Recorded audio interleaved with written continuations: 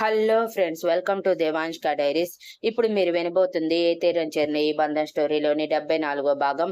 ప్రసాద్ గారు చిరునవ్వుతో విశాల్నే ఇది చేయమని చెప్పాడు అని విశాల్ వైపు చూడగానే విశాల్ చిరునవ్వుతో వాళ్ళ వైపే చూస్తూ ఉన్నాడు. హారిక కళ్ళతోనే విశాల్ని మండపం మీదకి రమ్మని చెప్పటంతో విశాల్ నవ్వుతూ హారిక దగ్గరికి వచ్చి హ్యాపీనా అని అడిగాడు. నాట్ హ్యాపీ, ఇదంతా ఎందుకు చేశావు అని పెద్దగా అరవలేక సీరియస్ గా చూస్తూనే చిన్నగా అడిగింది. విశాల్ చిరునవ్వుతో ఎందుకంటే నా అక్క ఎవరి ముందు తక్కువ కాకూడదు, అది దేనిలోనైనా సరే అని మణికర్ వైపు సీరియస్ గా చూస్తూనే చెప్పి, రేపు నీ అత్తారింట్లో నీ పుట్టింటి తరపున ఏమీ తేలేదు అని ఎవ్వరూ నిన్ను వేలెత్తి చూపించకూడదు.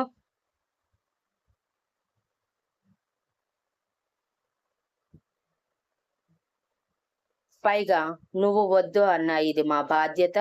ఇక నా గురించి అంటే నేను మగాడిని, ఎలాగైనా బ్రతకగలను.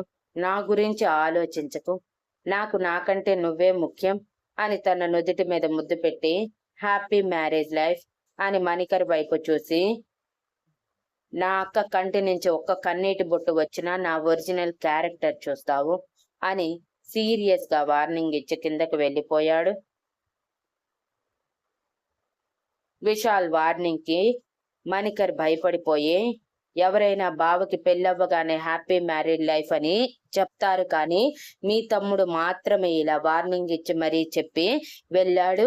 ఏం తమ్ముడురా బాబు అని చెప్పి తన అత్తయ్య మావయ్యతో సారీ అత్తయ్య మావయ్య, మా అమ్మ వల్లే కదా ఇదంతా చేసింది, కానీ ప్రామిస్ యూ మీ కూతుర్ని పువ్వుల్లో పెట్టి చూసుకుంటాను. అవసరమైతే మా అమ్మ నుంచి దూరంగా అయినా వస్తాను, కానీ మీ కూతుర్ని ఏడిపించను అని భరోసా ఇచ్చాడు మణికర్. ప్రసాద్ గారు చిరునవ్వుతో మీరు మీ అమ్మ వాళ్ళకి దూరంగా రానవసరం లేదు, కానీ నా కూతురి కంట్లో కన్నీరు జారకుండా చూసుకో బాబు, అదే చాలు అని చెప్పి ఆయన కిందకి దిగితే ఆ చేతిలో పేపర్స్ చూసిన పరిమళ గారు ఎప్పుడెప్పుడు ప్రసాద్ గారు వెళ్ళిపోతారా అని ఎదురు చూస్తూ ఉంటే ఆయన వెళ్ళిపోవటం ఆలస్యం. ఆశీర్వదించడానికి వెళ్తున్నట్టు పరమేశ్వరన్ గారిని పైకి తీసుకువెళ్లి అక్షింతలు వేశాక ఏంటా పేపర్స్ అని ఆతృతగా అడిగారు.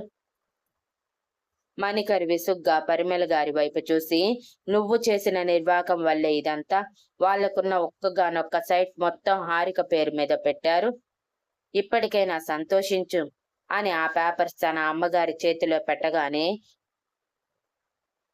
ఆవిడ మొహం వెలిగిపోతూ, అవునా, ఇప్పటికైనా తెలుసుకున్నారు కూతుర్ని ఉత్తి చేతులతో అత్తారింటికి పంపించకూడదని అని సంతోషంగా అంటూ ఉంటే పరమేశ్వరన్ గారు ఆ పేపర్స్ లాక్కొని, బుద్ధుందా కొంచెమైనా, నేను ఇప్పుడే ఈ పేపర్స్ వాళ్ళకి తిరిగిచ్చేస్తాను, మనకి ఏ కట్నం అవసరం లేదని కూడా చెప్తాను అని అన్నారు.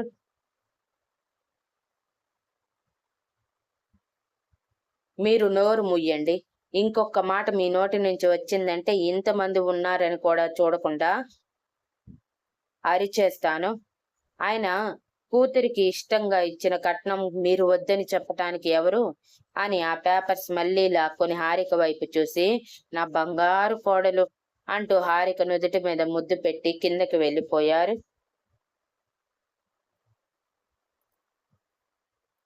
పరమేశ్వరన్ గారు బాధగా హారిక వైపు చూసి, నన్ను క్షమించు తల్లి అని చెప్పి వెళ్ళిపోతే హారిక మాత్రం అసహనంగా మణికర్ వైపు చూస్తూ, ఇదంతా నాకు నచ్చటం లేదు మణికర్, కానీ తప్పటం లేదు. ఒక్కసారి మా అమ్మ వాళ్ళు ఇచ్చింది తిరిగి తీసుకోరు కాబట్టి ఏమీ మాట్లాడలేకపోతున్నాను అని చెప్పి ఆ పెళ్లిని ఎంజాయ్ చేయలేకపోయింది.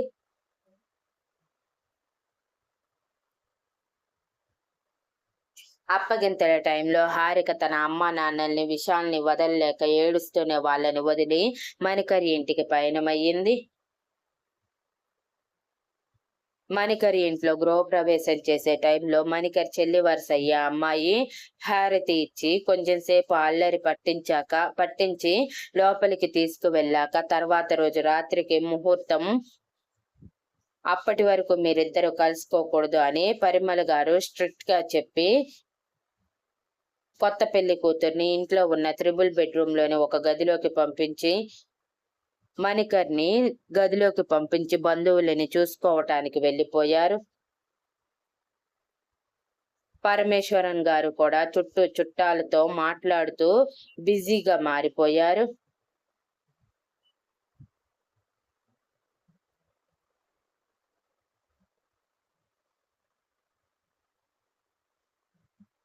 హారిక అప్పగింతలు అయిపోయాక భారమైన మనసుతో తిరిగి ఇంటికి చేరుకున్న ముగ్గురు ప్రసాద్ గారి అమ్మా నాన్నలు అప్పటికే చుట్టాలందరూ ఎవరి దారిన వాళ్ళు వెళ్ళిపోయారు.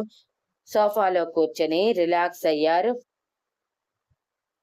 5 నిమిషాల తర్వాత ప్రసాద్ గారు విశాల్ భుజం తడుతూ, నువ్వు చేసిన పని నాకు చాలా నచ్చింది విశాల్. అక్క కోసం ఆలోచించి నీకున్న ఒక్కగానొక్క ఆస్తిని కూడా మీ అక్కకి ఇచ్చేశావు చూడు. ఒక తమ్ముడుగా నీ బాధ్యత నెరవేర్చావు అని నవ్వుతూ అన్నారు.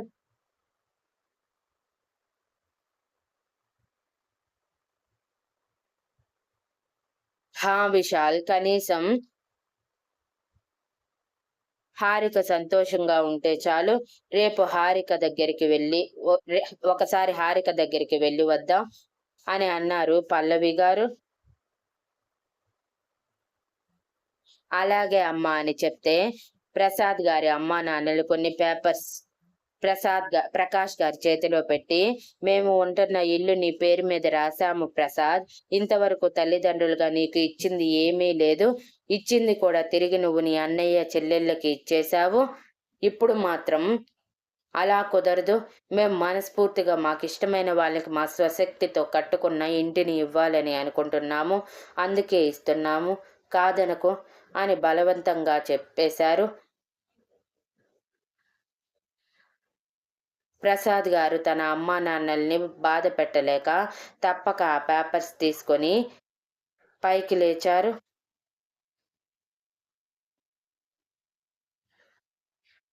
ప్రసాద్ గారి అమ్మా నాన్నలు సంతోషించి మేము రెస్ట్ తీసుకుంటాము అని ఒక బెడ్రూమ్లోకి వెళ్ళిపోతే మిగిలిన వాళ్ళు కూడా ఆ రోజు రెస్ట్ తీసుకొని తర్వాత రోజు హారికని చూడటానికి తన అత్తారింటికి వెళ్ళారు. అప్పటికే కొత్త పెళ్లి కూతురిని పరిమళ గారు హారిక చేత ఏ పని చేయించలేదు. వచ్చిన చుట్టాలు కూడా చాలా వరకు వెళ్ళిపోయి ఒక్క పరిమళ గారి అత్తామామలు, అమ్మా నాన్నలు, పరమేశ్వరన్ గారి కుటుంబం మాత్రమే ఉన్నారు.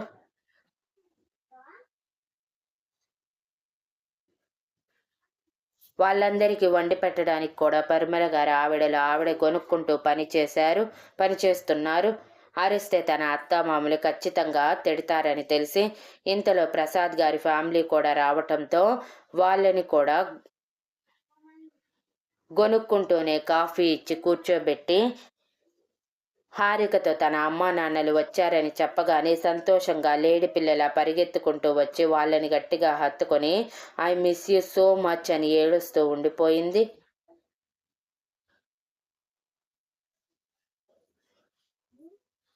పరిమళ గారు వాళ్ళని చూసి మూతి తిప్పుకుంటూ అప్పుడే వచ్చిన మణికర్ ఎలా ఉన్నారు అత్తయ్య మావయ్య అని వాళ్ళ కాళ్ళకి నమస్కారం చేసి పక్కనే ఉన్న ప్రసాద్ గారి తల్లిదండ్రులకి కూడా నమస్కారం చేసి తండ్రి పక్కన కూర్చున్నాడు. బాగున్నాం బాబు, ఈరోజు మీకు కార్యం గంట కదా, ఇది సాంప్రదాయం ప్రకారం మా ఇంట్లో జరగాలి, అది అడగటానికే వచ్చాము అని అన్నారు. పరమేశ్వరన్ గారు మాట్లాడేలోపు పరిమళ గారు, కానీ మా సాంప్రదాయం ప్రకారం మొదటి రాత్రి మా ఇంట్లో జరగాలి అన్నయ్య గారు, ఏమీ అనుకోకండి, కావాలంటే 3వ రాత్రి మీరు తీసుకువెళ్ళొచ్చు అని అన్నారు. పరమేశ్వరన్ గారి అమ్మా నాన్నలు కూడా అదే అనటంతో తప్పక సరే అని ఒప్పుకొని, అయితే ఎల్లుండి మేము వచ్చి మిమ్మల్ని తీసుకువెళ్తాము అని అన్నారు. వాళ్ళు సరే అని ఒప్పుకోగానే అయితే ఇక మేము బయలుదేరుతాం అని ప్రసాద్ గారి ఫ్యామిలీ మొత్తం పైకి లేవగానే ఇప్పుడేనా లంచ్ చేసి వెళ్దురు అని పరమేశ్వరన్ గారు తల్లిదండ్రులు అంటే వద్దండి, చిన్న చిన్న పనులు ఉన్నాయి, పెళ్ళికి సంబంధించినవి, అవి చూసుకోవాలి అని చెప్పి వెళ్ళిపోయారు. అందరికీ వీడ్కోలు పలికి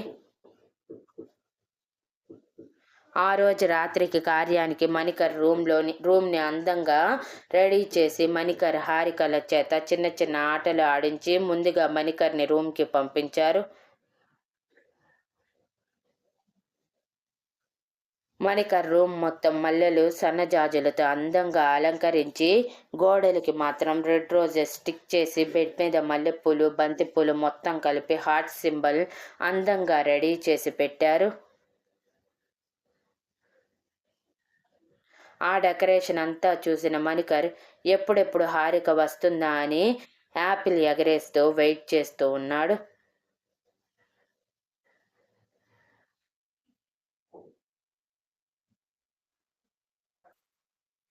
కింద మణికర్ వెళ్ళిపోగానే ఆడవాళ్ళందరూ హారికకి జాగ్రత్తలు చెప్తూ ఉండగా పరిమళ గారు హారిక చేతిలో పాల గ్లాస్ పెట్టి, నా కొడుకుని డిసప్పాయింట్ చేయకు, ఇద్దరు సంతోషంగా కొత్త జీవితంలోకి అడుగు పెట్టండి అని చెప్పి ఆడంగులందరూ కలిసి హారికని మణికర్ రూమ్లోకి తోసి బయట నుంచి లాక్ చేసుకొని వెళ్ళిపోయారు. హారికని ముందుకు తోయగానే హా అంటూ కింద పడకుండా నిలదొక్కుని పాలు కొంచెం వలకబోసి తలెత్తటానికి కూడా భయపడి 2 చేతులతో గ్లాస్ని టెన్షన్ ప్లస్ సిగ్గు రెండు ఏకకాలంతో పడుతూ నలిపేస్తూ అక్కడే తలదించుకొని నిలబడి పోయింది. హారిక లోపలికి అడుగు పెట్టడమే తన వైపు చూసి మణికర్ యాపిల్ వదిలేసి మరీ పైకి లేచి కళ్ళు పెద్దవి చేశాడు.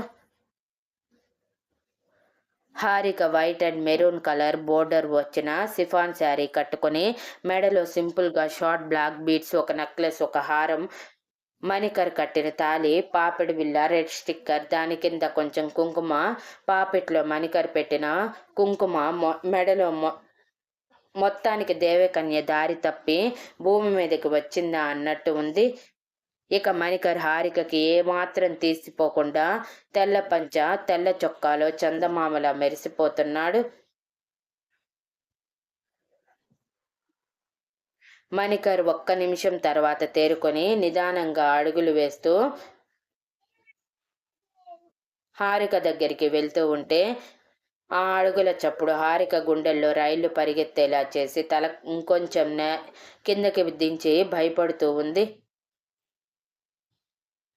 హారిక దగ్గరికి వచ్చి తన చేతిలో వణిగిపోతున్న పాల గ్లాస్ తీసుకుని టేబుల్ మీద పెట్టేశాక హారిక భుజం చుట్టూ చేయి వేసి బెడ్ దగ్గరికి నడిపించుకుంటూ తీసుకువెళ్ళి బెడ్ మీద కూర్చోబెట్టి, నన్ను చూసి ఎందుకు టెన్షన్ పడుతున్నావు హారిక? మనమేమైనా కొత్తగా కలుస్తున్న వాళ్ళమా? కాదు కదా, లేదంటే ఇంత సిగ్గా, ఇదంతా సిగ్గా అని అల్లరిగా నవ్వుతూ అడిగాడు.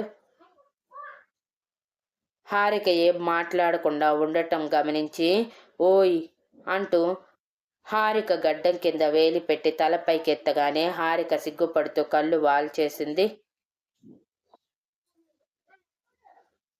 ఆ వాలు కళ్ళం మీద మణికర్ చిట్టు ముద్దు అద్ది ప్రొసీడ్ అవ్వనా అని చెవి దగ్గర చిన్నగా అడిగాడు. హారిక సిగ్గుపడుతూనే మణికర్ చుట్టూ చేయి వేయగానే మణికర్ సంతోషంగా హారికతో సహా బెడ్ మీద వాలిపోయి తనను పూర్తిగా తన సొంతం చేసుకుని ఆ రాత్రిని మరుపురాని రాత్రిగా మార్చుకున్నారు ఇద్దరి జీవితంలో.